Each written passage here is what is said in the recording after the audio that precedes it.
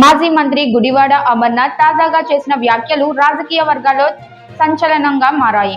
ఆయన తెలిపారు, Mittal steel plant శంకుస్థాపన కోసం అనకాపల్లి జిల్లాలో జరిగిన కార్యక్రమంలో ముఖ్యమంత్రి చంద్రబాబు, కేంద్ర మంత్రులు, ఇతర మంత్రులు హడావుడి చేశారని, అయితే వాస్తవ ఘనత సాధించిన ప్రధాన కారణం వైఎస్ జగన్మోహన్ రెడ్డి అని ఆయన పేర్కొన్నారు. అప్పటి ముఖ్యమంత్రిగా ఉన్నటువంటి వైఎస్ జగన్మోహన్ రెడ్డి గారు అనేటువంటి విషయాన్ని ఒకసారి సందర్భంగా గుర్తు చేసుకోమని చెప్పి కోరుతా ఉన్నా. విశాఖపట్నంలో ఉన్నటువంటి వారి ఎగ్జిస్టింగ్ ప్లాంట్ ఏదైతే ఎస్ఆర్ ప్లాంట్ ని వారు టేక్ ఓవర్ చేసుకున్నారో దాని ఎక్స్పాన్షన్ కోసం 1000 కోట్ల రూపాయలు దాని ఎక్స్పాన్షన్ కోసం దావోస్ లో జరిగినటువంటి వరల్డ్ ఎకనామిక్ ఫోరంలో గౌరవ ముఖ్యమంత్రిగా ఉన్నటువంటి ఆ రోజు జగన్మోహన్ రెడ్డి గారి నేతృత్వంలో ఆ సంస్థ చైర్మన్ అయినటువంటి లక్ష్మీ మిట్టల్ గారి కొడుకు ఆదిత్య మిట్టల్ గారితో సమావేశమై వారితో ఒప్పందం చేసుకొని దాంతోపాటు అత్యంత ప్రతిష్టాత్మకమైనటువంటి ప్రాజెక్ట్ అయినటువంటి గ్రీన్కో కర్నూలులో చేపడుతున్నటువంటి పవర్ ప్రాజెక్ట్ ఏదైతే ఉందో దానికి సంబంధించినటువంటి దాంట్లో కూడా వారితో టైఅప్ అయ్యి దాని మీద ఒక 4,800 కోట్ల రూపాయలు ఆంధ్రప్రదేశ్ రాష్ట్రంలో పెట్టుబడి పెట్టాలని చెప్పి నిర్ణయం తీసుకొని ఆ రోజు జరిగినటువంటి సమావేశంలో దావోస్లో జరిగినటువంటి సమావేశంలో ఆ రోజు ముఖ్యమంత్రిగా జగన్మోహన్ రెడ్డి గారితో చర్చలు జరిగినప్పుడు ముఖ్యమంత్రిగా ఆ రోజు జగన్మోహన్ రెడ్డి గారు వారిని రాష్ట్రానికి ఆహ్వానించడం జరిగింది. మీరు పెడుతున్నటువంటి పెట్టుబడులతో పాటు ఒక కొత్త స్టీల్ ప్లాంట్ కూడా ఆంధ్రప్రదేశ్ రాష్ట్రంలో ఏర్పాటు చేస్తే బాగుంటుంది అన్నటువంటి మాట ఆ రోజు వారితో మాట్లాడినటువంటి సందర్భాన్ని మీ ద్వారా ప్రజలందరూ కూడా తెలియజేస్తా ఉన్నారు. దావోస్ సమావేశంలో ఆదిత్య మిట్టల్ తో జగన్ ముఖ్యమంత్రి హయాంలో జరిగిన చర్చల ద్వారా మాత్రమే ఈ ప్లాంట్ రాష్ట్రానికి వచ్చింది. 2022 ఆగస్టుతో జగన్ ముఖ్యమంత్రిగా ఉన్నప్పుడు భూములు పరిశీలించడంలో కంపెనీ ప్రత్యక్షంగా పాల్గొన్నట్లు వివరించారు. అదేవిధంగా నక్కపల్లిలో బల్క్ డ్రగ్ పార్క్ కోసం అప్పట్లో జగన్ 1000 కోట్లు కేటాయించినప్పటికీ ప్రస్తుత కూటమి ప్రభుత్వం లోతైన ప్రగతిని చూపలేదని విమర్శించారు. ఆ రోజు సంబంధించినటువంటి శాఖ మంత్రిగా ఉన్న ఆ రోజు చీఫ్ సెక్రటరీ గారు ఆ సమావేశంలో ఉన్నారు. ముఖ్యమంత్రి గారు, ఆ కంపెనీ యాజమాన్యం, నేను, అలాగే రాష్ట్ర ప్రభుత్వ చీఫ్ సెక్రటరీ గారు నలుగురు సమావేశంలో ఉన్నాం. వారు ఆ రోజు కోరడం జరిగింది, మాకు సముద్ర తీరం వెంబడి ఆంధ్రప్రదేశ్ మీరు 970 కిలోమీటర్ల సముద్ర తీరం ఉందని చెప్తున్నారు కదా, సముద్ర తీరం వెంబడి మాకు ఒక 3,000 నుంచి 4,000 ఎకరాలు మీరు కేటాయిస్తే తప్పకుండా మేము ప్లాన్ని స్థాపిస్తామని చెప్పి ఆ రోజు ఆ యాజమాన్యం ఆ రోజు ముఖ్యమంత్రిగా ఉన్నటువంటి జగన్మోహన్ రెడ్డి గారితో చెప్పడం జరిగింది. ఆ సమావేశంలో భాగంగానే ఆ రోజు చీఫ్ సెక్రటరీ గారికి నాకు కూడా చెప్పి కంపెనీ ప్రతినిధులు మనం తిరిగి వెళ్ళిన తర్వాత వారు విజిట్కి వస్తారు. మన దగ్గర రాష్ట్ర ప్రభుత్వం దగ్గర ఉన్నటువంటి ల్యాండ్ పార్సల్స్ని వారికి ఉన్నటువంటి లొకేషన్స్ని కంపెనీకి చూపించండి, కంపెనీ ప్రతినిధులకి.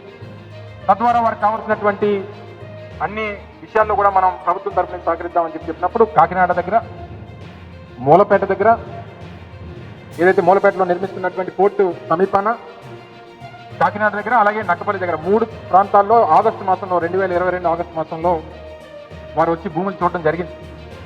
గుడివాడ అమర్నాథ్ చెప్పారు, ఈ 24 నెలలో కూటమి ప్రభుత్వం ఇచ్చిన ఉద్యోగాలు, స్థాపించిన పరిశ్రమలు అసలు తక్కువే. 20 లక్షల ఉద్యోగాలు ఇచ్చే వాగ్వాదం చేసినప్పటికీ వైజాగ్ స్టీల్ ప్లాంట్ లో కేవలం 10,000 ఉద్యోగాలు మాత్రమే లభించాయని అన్నారు. అలాగే సుమారు 6,500 కోట్ల పెట్టుబడులు వెనక్కి వెళ్లిపోయాయని, జిందాల్ స్టీల్, కోకా కోలా వంటి సంస్థలు ఏ కారణంతో వెళ్లిపోయాయో స్పష్టం చేశారు.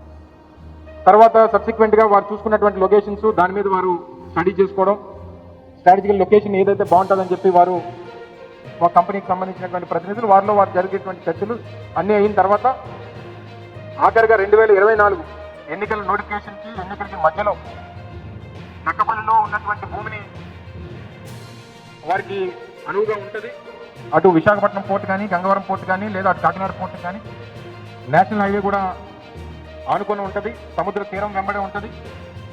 ఇవన్నీ కూడా వారికి అనువుగా ఉందని చెప్పి ఎన్నికల నోటిఫికేషన్కి ఎన్నికలకి మధ్యలో వారు ప్రతినిధులు రావడం, వారు దాన్ని కావాలని చెప్పుకోవడం, తర్వాత ప్రక్రియ ప్రభుత్వాలు మారడం, ప్రొసీజర్స్ నడుస్తూ ఉన్నాయి. నడిచిన దాని ప్రకారం ఈరోజు నిన్న శంకుస్థాపన అయింది. వెల్ అండ్ గుడ్, అందరం కూడా దాన్ని స్వాగతిస్తాం. రాష్ట్రానికి వచ్చేటువంటి పెట్టుబడుల్ని, తద్వారా వచ్చేటువంటి ఉద్యోగ అవకాశాన్ని, వచ్చేటువంటి రెవెన్యూస్ని, వీటన్నిటిని కూడా డెఫినెట్గా స్వాగతించాల్సినటువంటి అవసరం ఉంది.